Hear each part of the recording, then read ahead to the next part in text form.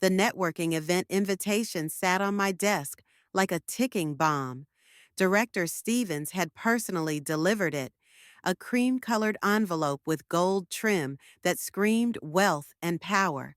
My stomach churned as I traced the embossed lettering with my fingertip.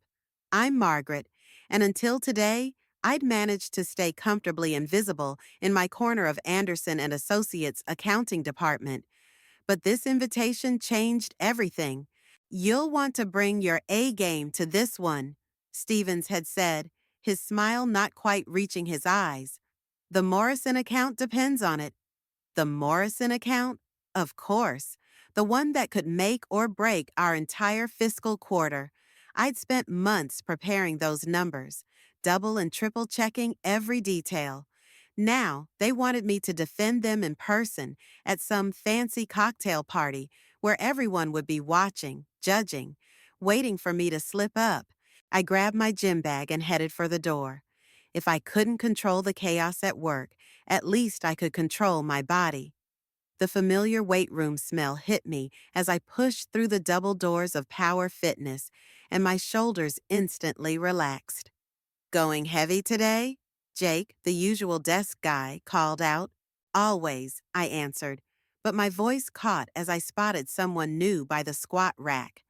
Tall, broad-shouldered, with the kind of focused intensity that made everything else fade away. He was doing perfect form deadlifts, and I couldn't help but stare. He caught my eye in the mirror and nodded. I quickly looked away, feeling my face flush. This wasn't high school, and I wasn't here to gawk at attractive men. I had a presentation to worry about. 45 minutes later, I was deep into my own workout when a shadow fell across my bench. Your form is impressive, the guy from earlier said. Most people cheat on incline presses. Up close, his eyes were startlingly green.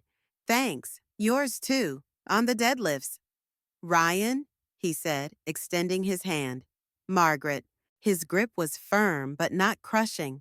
Listen, I know this might seem forward, but would you want to grab a protein shake? There's this place around the corner that makes great ones. Before I could answer, my phone buzzed. Another email about tomorrow's networking event. Reality came crashing back. I can't, I said, hating how regretful I sounded. I have this work thing tomorrow I need to prepare for. The Morrison Group event? I froze. How did you? I'm actually heading there too. Marketing department, Morrison Group. He grinned. Small world, right?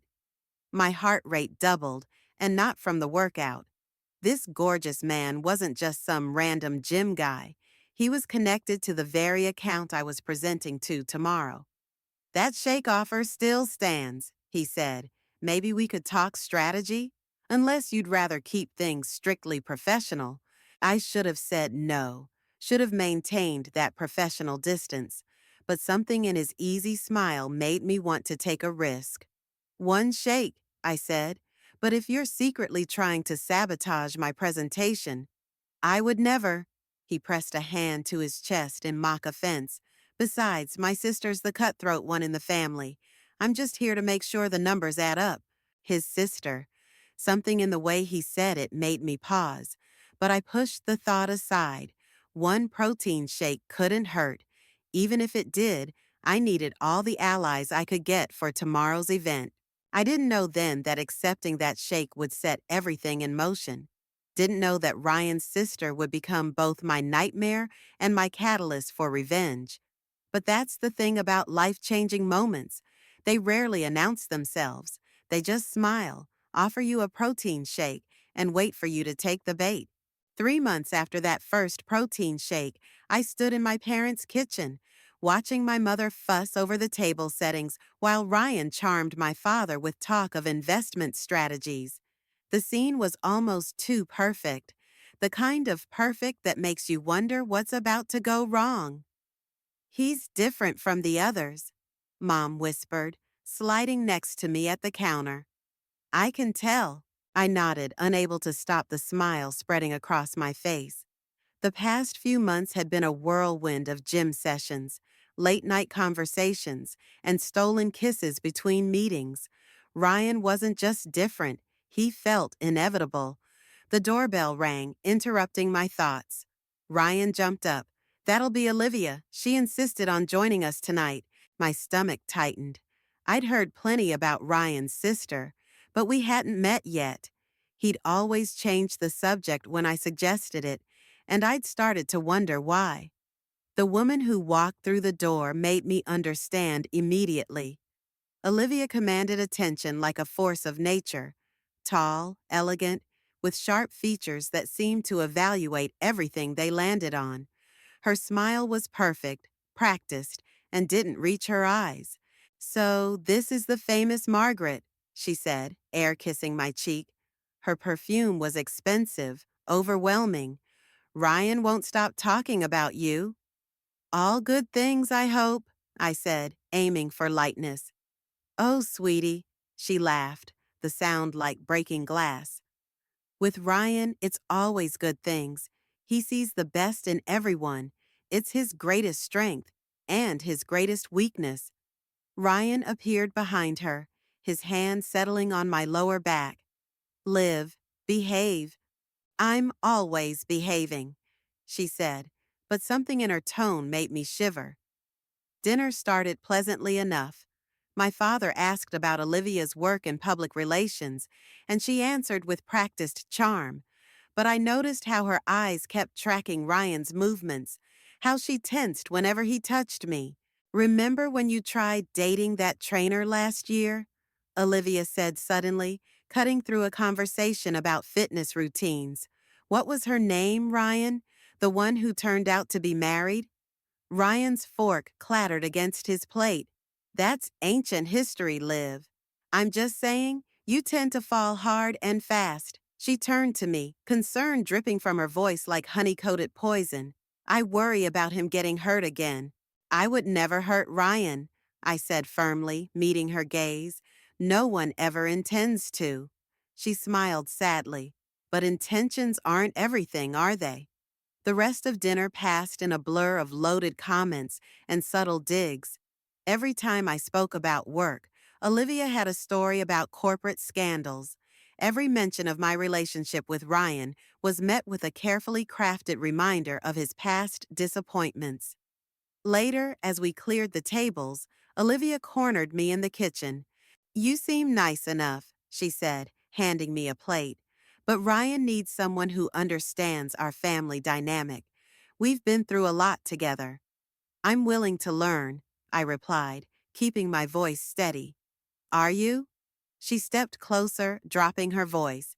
"Because from where I'm standing, you're moving awfully fast with someone you barely know. The Morrison account, the gym coincidence, it all seems a bit calculated." My hands froze on the dishes. "What are you implying?" "Nothing at all." She patted my arm, her nails digging in slightly.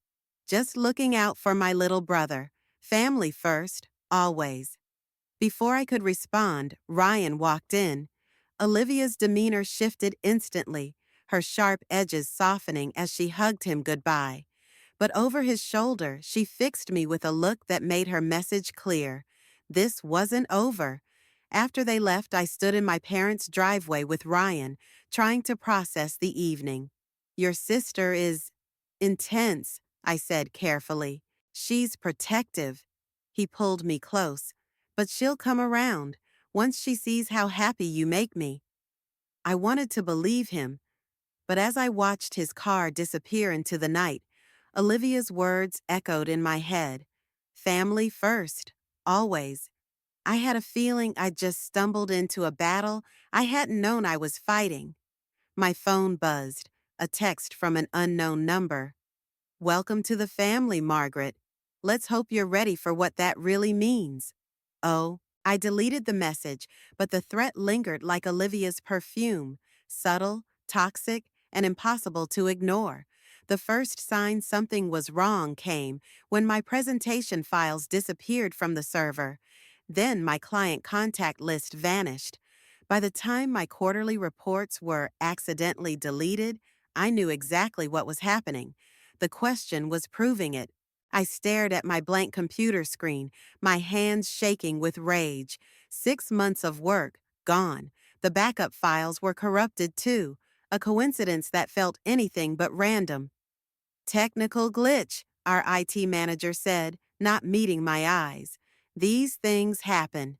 These things started happening right after I declined Olivia's invitation to her exclusive charity gala.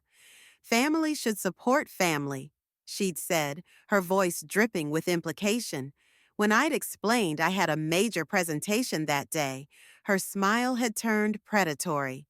My phone buzzed, Ryan asking about dinner. I couldn't face him right now, not when his sister was systematically dismantling my career. Instead, I headed to the break room, desperate for coffee. Rough day? Sophie, Olivia's supposed best friend, was already there, stirring her tea with deliberate slowness. I heard about your files. Did you?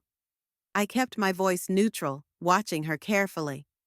Olivia mentioned something about server issues. She paused, glancing around the empty room. She mentions a lot of things lately. Like what? Like how convenient it was that you met Ryan at that specific gym. Sophie's eyes met mine. Or how quickly you've integrated yourself into his life. My coffee cup froze halfway to my lips. What exactly are you implying? I'm not implying anything. She lowered her voice. But you should know, the last woman Ryan dated, her career took an interesting turn after Olivia decided she wasn't suitable. Before I could respond, my phone buzzed again. A text from an unknown number. Check your email. S. Back at my desk, I found an email from Sophie containing a single document, a detailed list of accidents that had befallen Ryan's previous girlfriends. Lost jobs, ruined reputations, mysterious professional setbacks, all coinciding with Olivia's disapproval. Margaret? Director Stevens appeared at my cubicle. The Morrison numbers seem off. We need to review everything before tomorrow's meeting. My stomach dropped. The Morrison account, my biggest project, the one that had brought Ryan into my life. Off how? Several key calculations appear to have been altered. He frowned.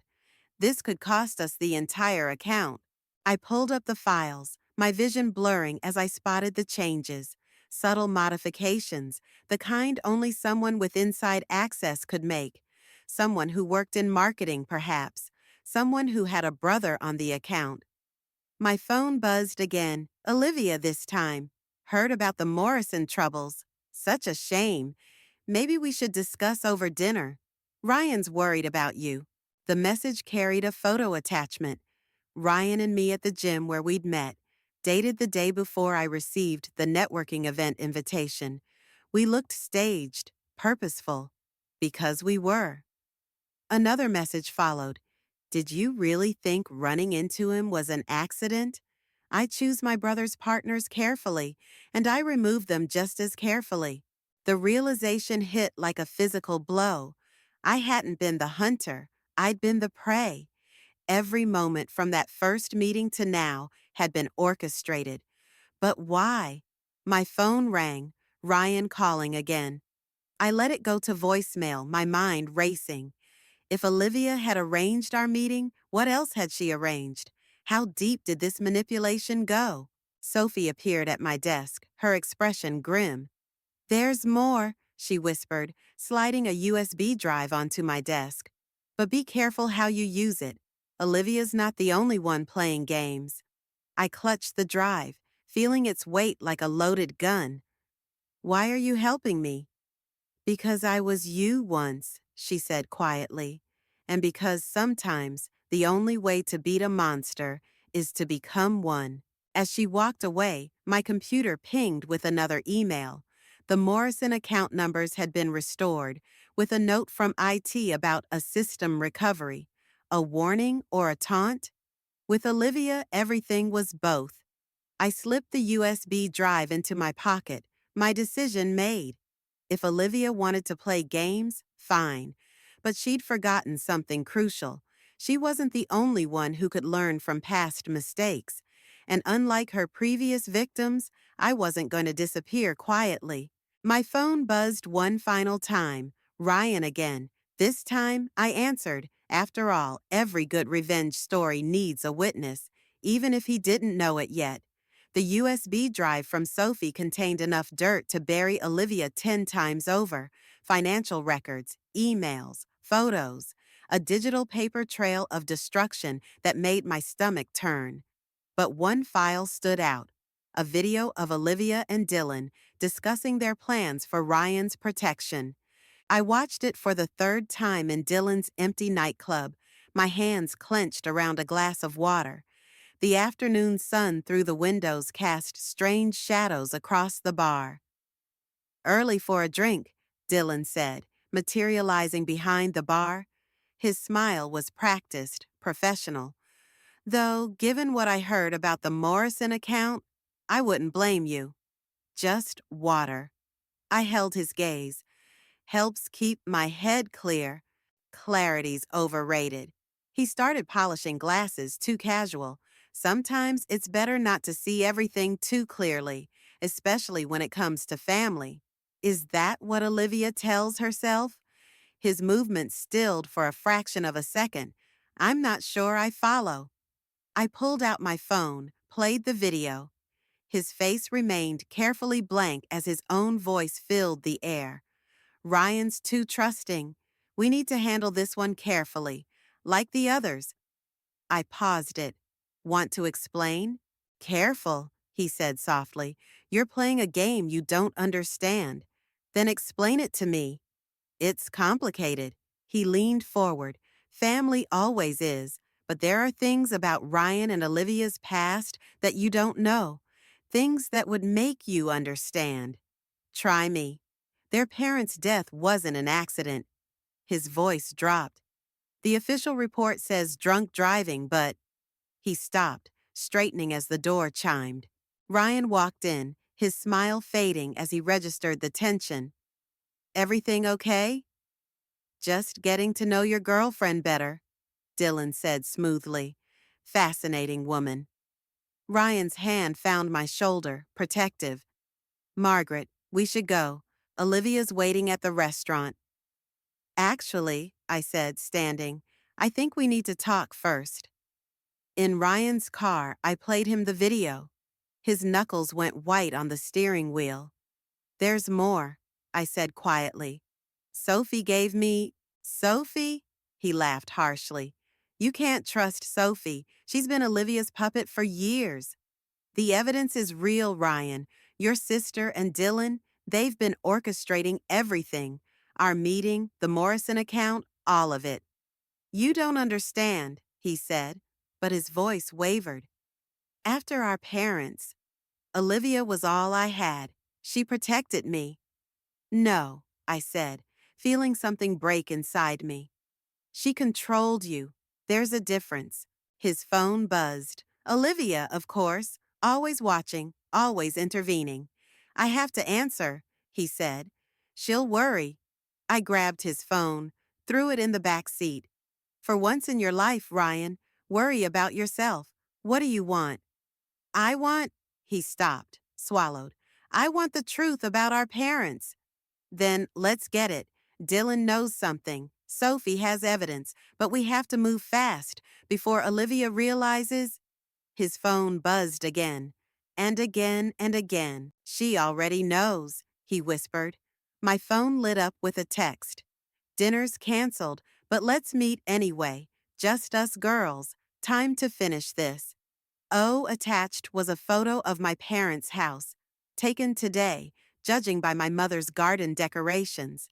The message was clear: play by her rules, or others would pay the price. "I can't let you face her alone," Ryan said. "You can't stop me either." I opened the car door. "But you can choose, right here, right now. Are you ready to learn the truth about your family? All of it?" He stared ahead, conflict etched in every line of his face.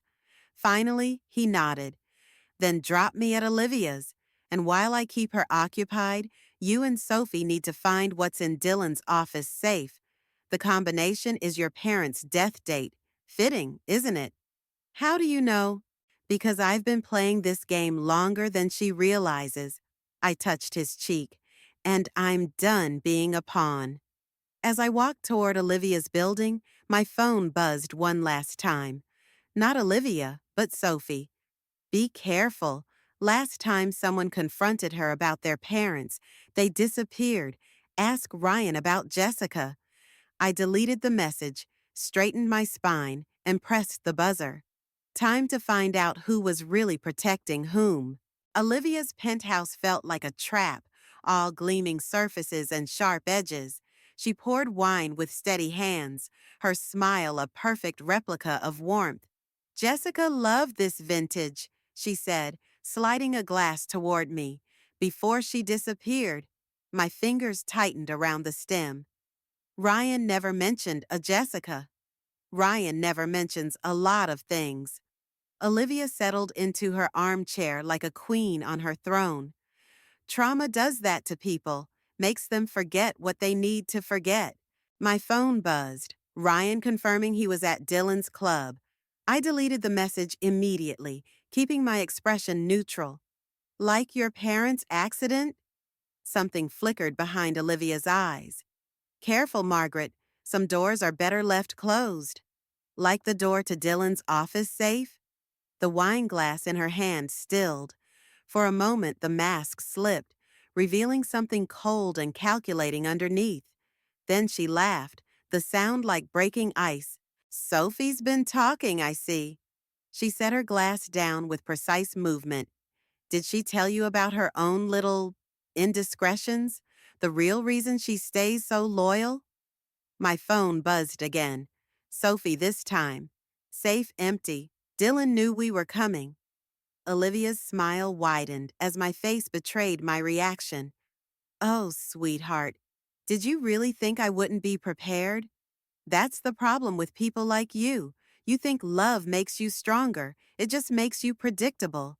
She pressed a button on her phone. Security footage of Ryan and Sophie at Dylan's club filled the massive TV screen. Right now, Dylan is calling the police.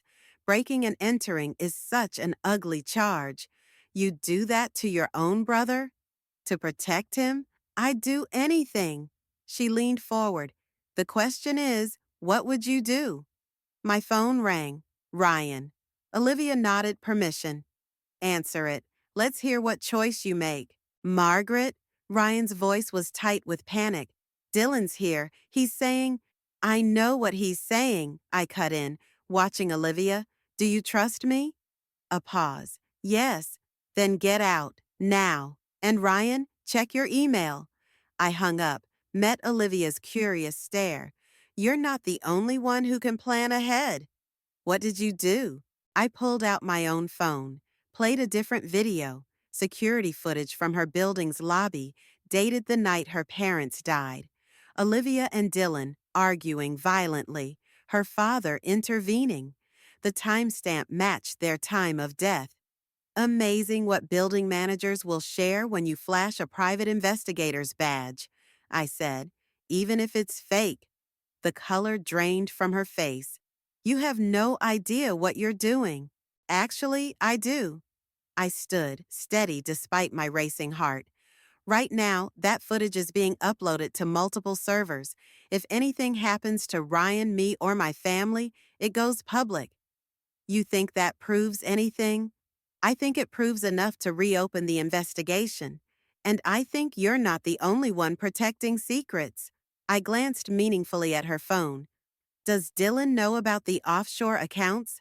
The ones in his name? She moved so fast I barely saw it coming. The wine glass shattered against the wall where my head had been a second before. You're just like Jessica, she snarled. Thinking you can waltz in and save him. She thought she had evidence too. Look what happened to her. The difference is, I said, backing toward the door, I'm not trying to save Ryan from you. I'm making him choose. Her laugh was hollow. He'll never choose you over family. Maybe not, but now he'll choose with all the facts. I opened the door. By the way, Dylan's been recording your conversations. Ask him about the backup drive in his other safe, the one you don't know about. I left her standing there, surrounded by her perfect prison of lies. In the elevator, my hands finally started shaking. My phone buzzed with Ryan's location, a coffee shop across town. The game wasn't over. Olivia wouldn't give up her control easily. But for the first time, I saw her for what she really was. Not an all-powerful puppet master, but a scared woman desperately clinging to the last piece of her broken family. And scared people make mistakes. As I stepped into the night air, another text came through, from an unknown number. Smart move, but remember, revenge has a way of echoing. Ask Ryan about the night Jessica really disappeared. D. The pieces were moving now, and there was no going back. I flagged down a taxi, my mind already plotting the next move. Sometimes to beat a monster, you have to become one. I just hoped Ryan would understand why. The church bells seemed to mock me as I stared at my reflection in the bridal suite mirror. My wedding dress felt like armor now, not the symbol of joy it was supposed to be. 2 hours until the ceremony, and everything was falling apart. You need to see this. Sophie burst in, her bridesmaid dress askew, holding her phone like a live grenade. The local news website blazed with the headline, Corporate Scandal Rocks Morrison Group, Key Players Named in Fraud Investigation. My stomach dropped as I scanned the article. The Morrison account numbers, twisted and manipulated to suggest years of systematic fraud. My signature on all the key documents, an anonymous source pointing fingers directly at me. Olivia, I whispered. It gets worse. Sophie's voice cracked. Ryan's being questioned by the police right now. They're saying he might have been involved. The room spun. This wasn't just revenge anymore. This was destruction. My career, Ryan's freedom, our future, all unraveling in Olivia's perfectly manicured hands. My phone buzzed. Dylan, check your email. There's still time to stop this. The attached video showed Ryan and Jessica in Dylan's office years ago. Their voices were muffled, but the argument was clear. Then Olivia entered, and the video cut off. Another message followed.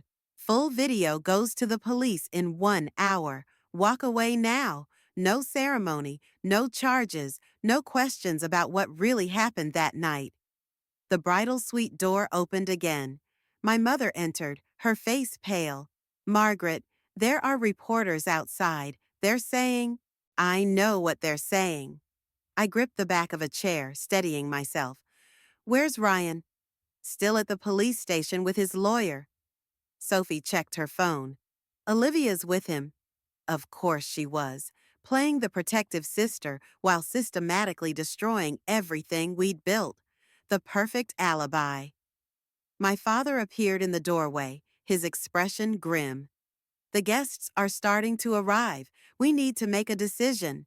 A decision. Like it was that simple. Like I wasn't choosing between my freedom and Ryan's, between truth and safety, between love and justice. My phone buzzed again.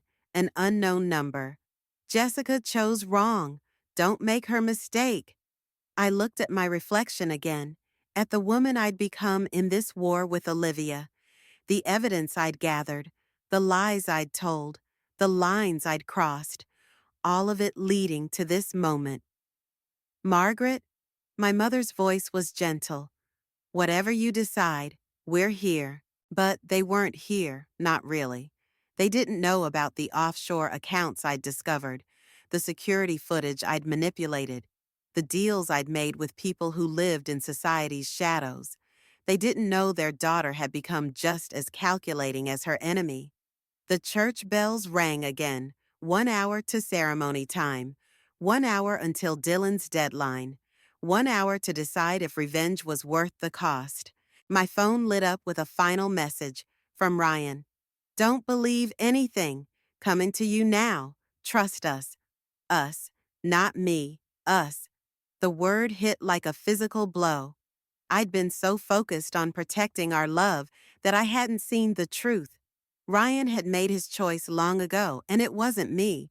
It had never been me. Tell the guests, I said, my voice surprisingly steady, that the wedding is. The bridal suite door burst open. Olivia stood there, immaculate in her maid of honor dress, holding a manila envelope.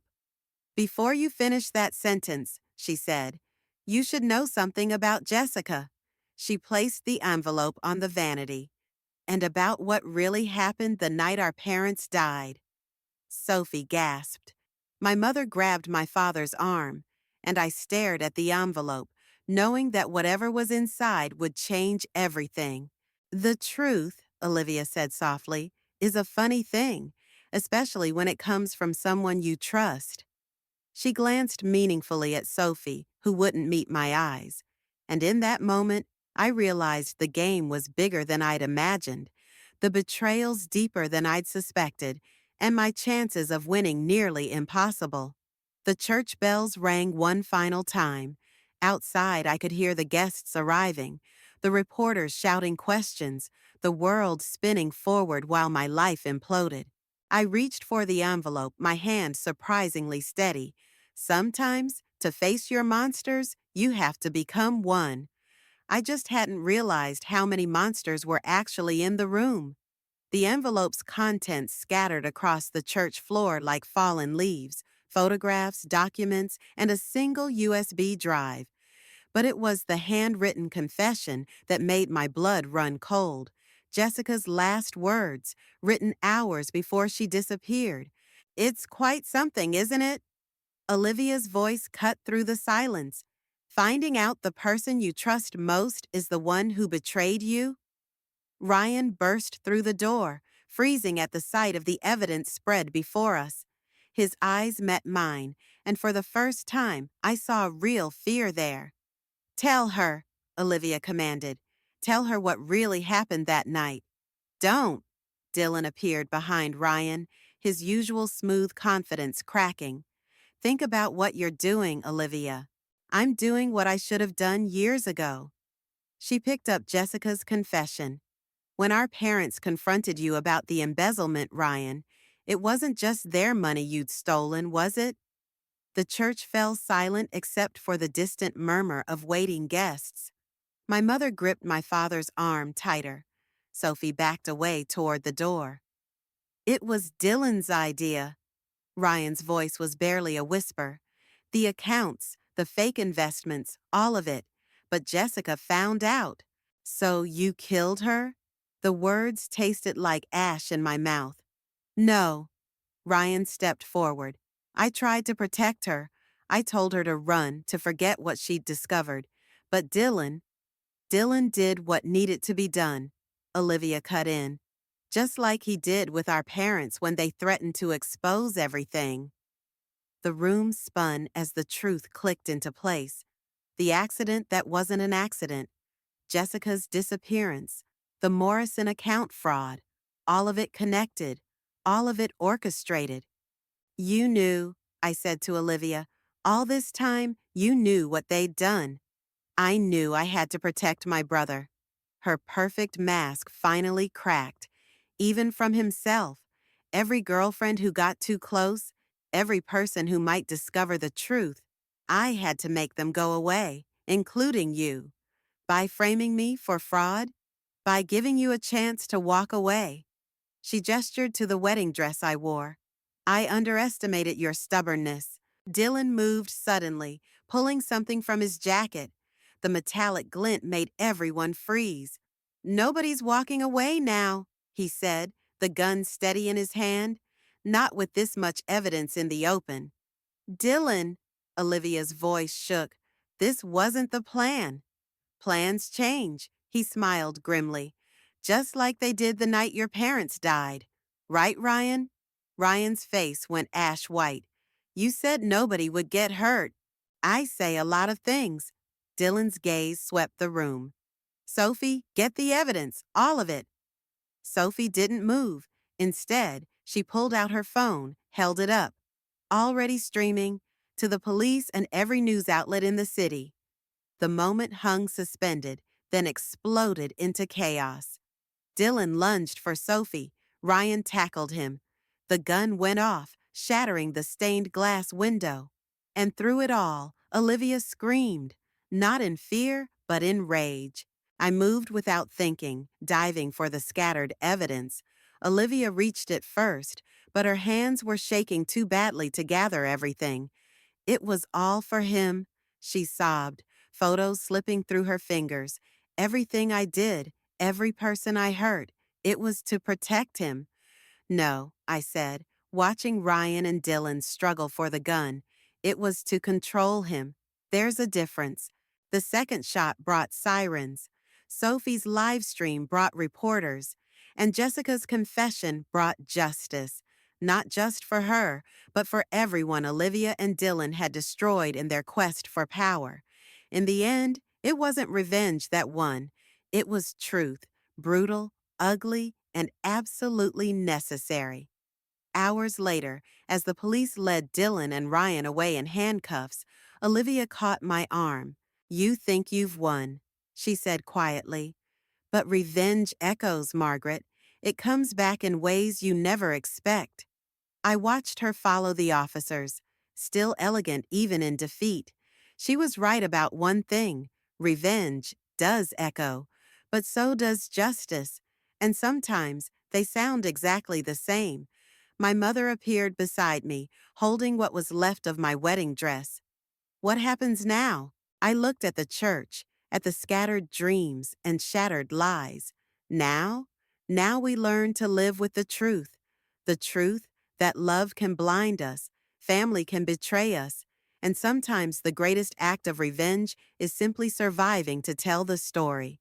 The courthouse steps felt colder than they should in spring. I watched Olivia emerge from the heavy doors, her designer outfit replaced by something simpler, more human. The media circus had dwindled to a few persistent reporters, their questions falling like dead leaves around her. She spotted me waiting, paused mid-step. The ghost of her old smile flickered across her face. "Come to witness the fall?" she asked, joining me on the bench. "Came to return something." I handed her a photograph, her and Ryan as children, their parents' shadows falling across their laughing faces. "Found it in the evidence box." Her fingers trembled as she took it. "The prosecution called it my origin story, the moment I learned to protect what was mine, no matter the cost." "And now?" "Now I have 5 years to think about the difference between protection and possession." She tucked the photo into her bag. "Ryan's sentence? 3 years with possibility of parole. Dylan got 12. The silence stretched between us, filled with the weight of destroyed lives and twisted intentions. A young couple passed by, their happiness a stark reminder of what could have been. "I never asked," I said finally, "why you kept Sophie close all those years, knowing she might turn against you. The same reason you kept pushing even when you discovered Ryan's true nature." Olivia's laugh was hollow. "We see what we want to see in the people we love, until we don't." My phone buzzed. Sophie, updating me on the Morrison account restoration. The company had survived, barely. Some wounds heal, others just scar over. "Jessica's family finally has closure," I said. "The police found her. I know where they found her." Olivia stood, straightening her jacket. "I always knew. That was my real punishment, carrying everyone else's secrets while protecting my own." A court officer approached, signaling it was time. Olivia turned to me one last time. "You know what the worst part is?" Her voice was barely a whisper. "I won. Every girlfriend I drove away, every threat I neutralized. I kept him close, kept him dependent, and in doing so, I destroyed the very thing I was trying to protect." "Love shouldn't need protection," I replied. "It needs freedom to either strengthen or fail on its own." She nodded, a tear finally breaking through her perfect composure. "Take care of him? When he gets out?" I'm not the one who needs to save Ryan anymore. I stood, facing her directly. That was always your story, not mine. The officer led her away, and I watched until she disappeared into the waiting prisoner transport. My mother's words echoed in my head. Sometimes winning feels exactly like losing. The manila envelope still sat in my bag, heavy with one last secret. Proof that could have shortened Ryan's sentence, implicated Olivia further. But some truths serve no purpose except to perpetuate the cycle of revenge. I walked to the courthouse garden, found a quiet spot, and burned the final evidence. As the ashes scattered, my phone buzzed with a text from an unknown number. Smart choice. Some echoes should fade. S. The spring breeze carried the scent of new beginnings, but I knew better now. There are no true fresh starts, only new versions of old stories. The trick is recognizing when your chapter needs to end. I left the courthouse behind, but Olivia's words followed me. Revenge echoes. She was right, but she'd missed the point. Everything echoes: love, betrayal, justice, mercy. The choice isn't whether to make noise, but which sounds we let define us. My father was waiting in the car, ready to drive me home. Not to my apartment, but to their house, where my mother was probably stress baking enough for an army, where simple love still existed, uncomplicated by possession or protection. Ready? He asked as I slid into the passenger seat. I looked back at the courthouse one last time, thinking of all the echoes contained within its walls. Olivia's twisted devotion, Ryan's weak surrender, Dylan's cold ambition, and somewhere in there, my own transformation from victim to avenger to something else entirely. Yes, I said, surprising myself by meaning it. I'm ready. The car pulled away, leaving behind the ashes of one story and the seeds of another. Some might call it karma, others justice, but in the end, it was simply truth, raw, imperfect, and finally free to echo on its own terms.